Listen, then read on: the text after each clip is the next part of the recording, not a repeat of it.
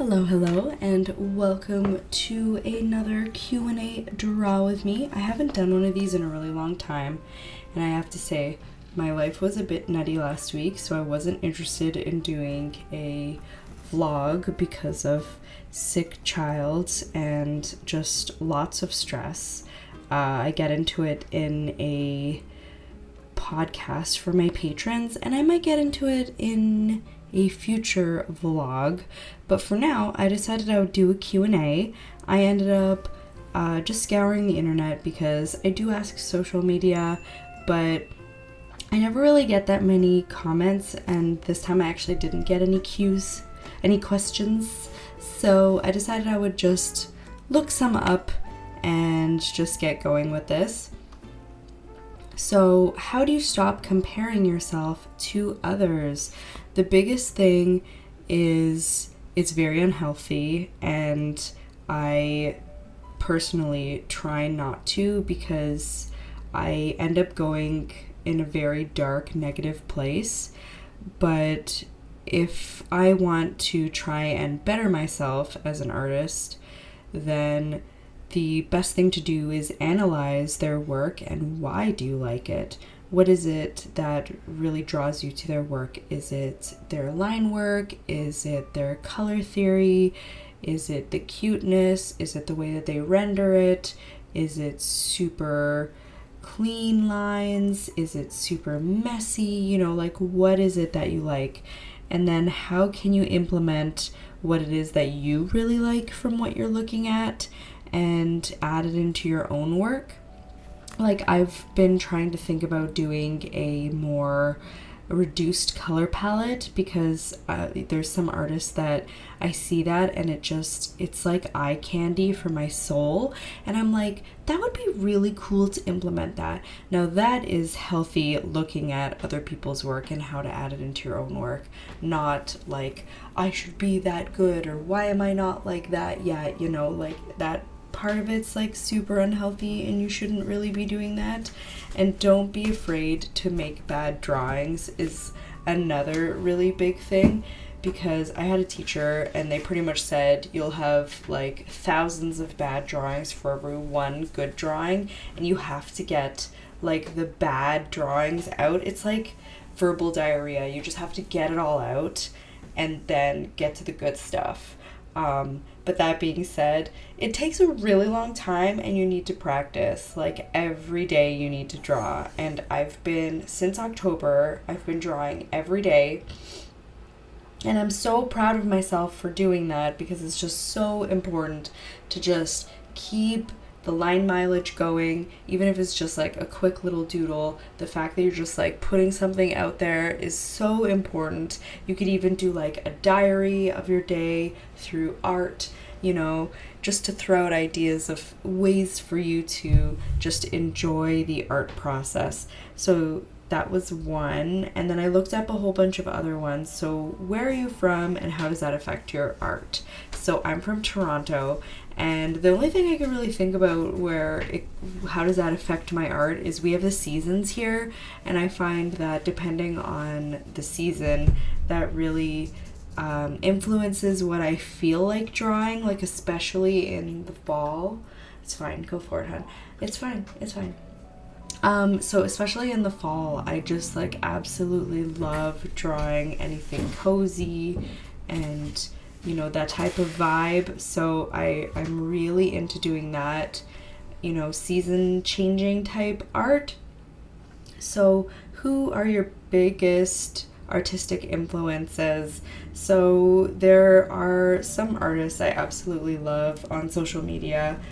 Fuzzy Little Peach is one of them. She does Inktober. She does the Peachtober drawing, if you guys know that. And then I'm just trying to think off the top of my head who I really like. Unlicensed Care Bear, she's fantastic. I love how she's just I'm gonna just say what I feel, and that's just how it is. If you don't like it, then whatever kind of stuff, I like Cheyenne. Katie Mai, I'm absolutely obsessed with. Thank You is another one. Tofu Gob, I just love you. You're so sweet. Mel, Megan Wong, just to name a few. I'm sure there's so many more that I'm not listing, and please don't hate me.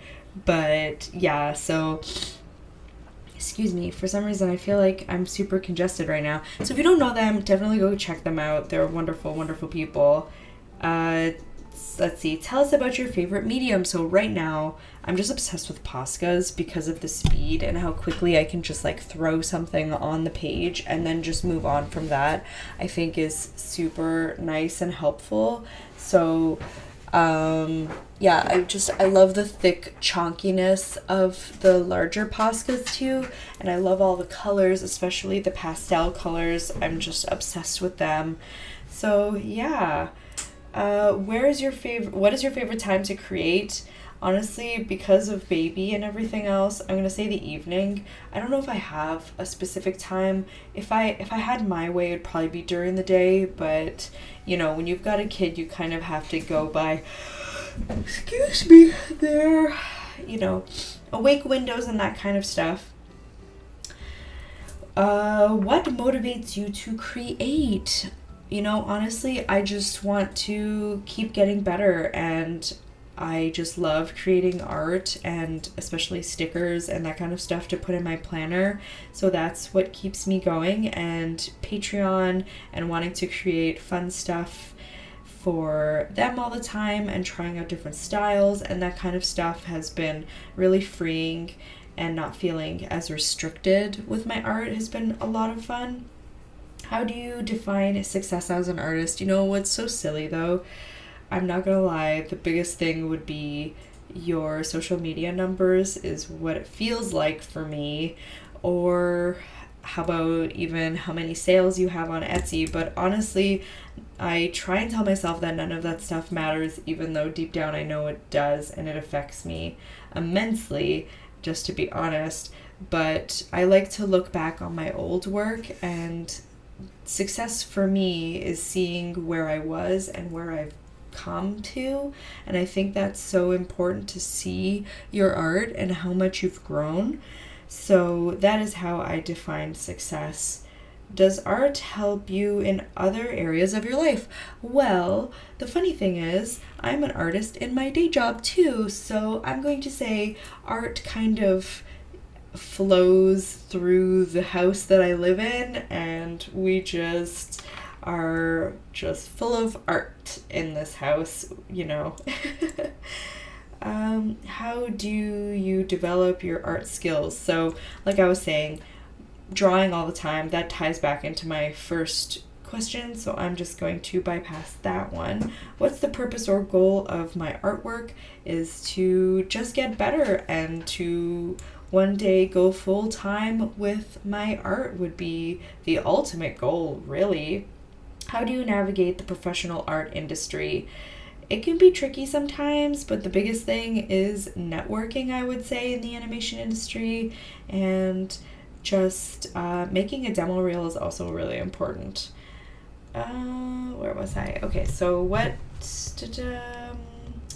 how has your style changed over time? Oh man, in the last year it has changed so much, I would say. I mean, obviously good things, but you know, I was very focused on very clean, very distinct lines in my artwork before, but now I feel a lot more free and whimsical, which I really enjoy. So yeah, I would say that's the biggest thing right now. What are your favorite and least favorite parts of professional art? My least favorite part is everyone having an insane ego and not being more of a team player. And my favorite part, which is kind of funny, is also in turn people being super supportive and helping one another because there's no I in team. How can the job help you improve with your art skills? Yeah, just drawing all the time, I think, is the most important thing. What is your ultimate career goal? Would be to go full time with my Etsy shop, really.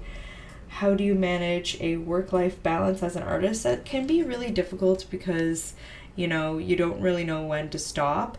So having a cutoff time at the end of your day, I think, is really important, and having time to recharge. And I mean, if you do that by drawing, that's cool. And if you do it by not drawing, that's also cool. It's just good to just get out and walk and just get some fresh air to, you know, reset everything. And describe your ideal working environment.